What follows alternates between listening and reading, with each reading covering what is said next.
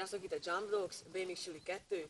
A bunnyhopot akarom bemutatni, ami teljesen az alaptrükk az összes trükkből. Ahhoz, hogy a bunnyhopot meg lehessen csinálni, a legfontosabb lépés benne jó erős és pontos kormányhúzás. Ide kell húzni. Ahogy csak tudod, magáthoz kell húzni. Fontos a bunnyhopban a beállás is. Meg lehet csinálni így alva, kidobod magadat, vagy így is. Az csak azon van, aki meg kell csinálni. Akik tanulják, akinek jobb. A másik dolga bunnyhopban, fel kell tudni emelni így a kerekét. Összekombináláshoz már csak ehhez kéne gyakorolni.